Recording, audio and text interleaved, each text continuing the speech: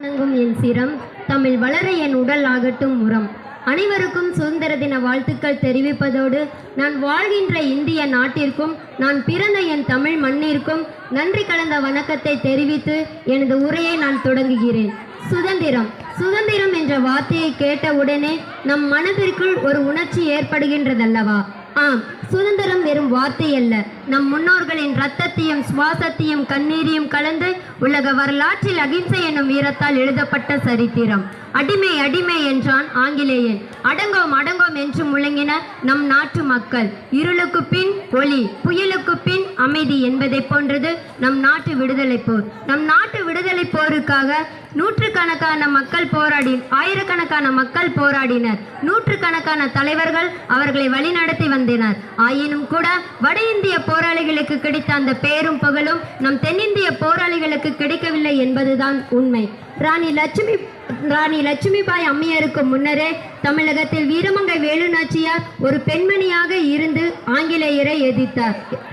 தனது சொத்துக்கள் எல்லாம் விற்று ஆங்கிலேயருக்கு எதிராக வணிகம் செய்த வ.உ.சி., தனது வரிகளால் கிழித்தெறிந்த பாரதி, தீரன் சின்னமலை, கட்டபொம்மன், சுப்பிரமணிய சிவா என்ற இந்த பட்டியல் நீண்டு கொண்டே போகும். நிச்சயம் என்ற இளைய சமுதாயம் அவர்களை பற்றி அதிகம் தெரிந்து கொள்ள வேண்டும். மகாகவி பாரதியார் அச்சமில்லை அச்சமில்லை அச்சம் என்பதில்லையே, இச்சகத்துள்ளோரெல்லாம் எதிர்த்து நின்ற போதிலும் அச்சமில்லை அச்சமில்லை அச்சம் என்பதில்லையே, துச்சமாக எண்ணி நம்மை தூறு செய்த போதிலும் அச்சமில்லை அச்சமில்லை அச்சம் என்பதில்லையே என்று இவர் முழங்குவதை மந்திரமாக்கி சக்தி பெற்று ஆங்கிலேயரை எதிர்த்தனர் நம் தமிழ்நாட்டு மக்கள். சுதந்திர போரில் மகாகவி பாரதியாரின் வரிகள் உணர்ச்சி வெள்ளமாய், காட்டு தீயாய், சுதந்திர கடலாய் தமிழ்நாட்டை வீறுகொள்ள செய்தது. வீரமங்கை வேலு நாச்சியார் பெயருக்கு ஏற்றவாறு வீரமும் ஆற்றலும் திறமையும் கொண்ட இவர் தமிழ்நாட்டில் சிவகங்கை பகுதியில் ராணியாக திகழ்ந்தவர். பெண்கள் என்றாலே தன் அகத்தை விட்டு வெளிவரா காலத்தில் பிறந்த இவர் தனது வீரத்தையும் ஆற்றலையும் கொண்டு ஆங்கிலேயர் எதிர்த்த முதல் பெண்மணி நம் நாட்டில் பிறந்த வேலு நாச்சியார்.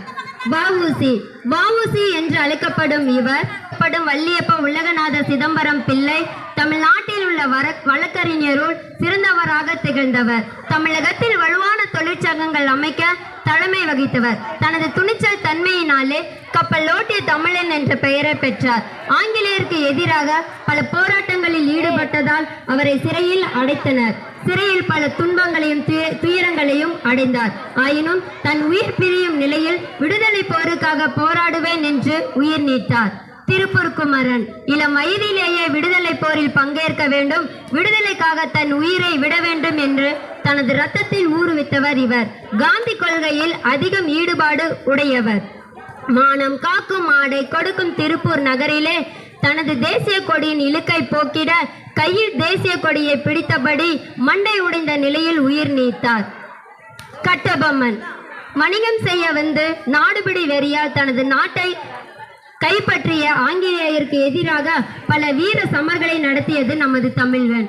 ஆங்கிலேயருக்கு எதிராக போரிட்டவர் நம் கட்டபொம்மன். பல துரோகிகளால் காட்டிக் கொடுக்கப்பட்டதால் ஆங்கிலேயரால் புளிய மரத்தில் தூக்கிலிடப்பட்ட போது அவருக்கு வயது 39.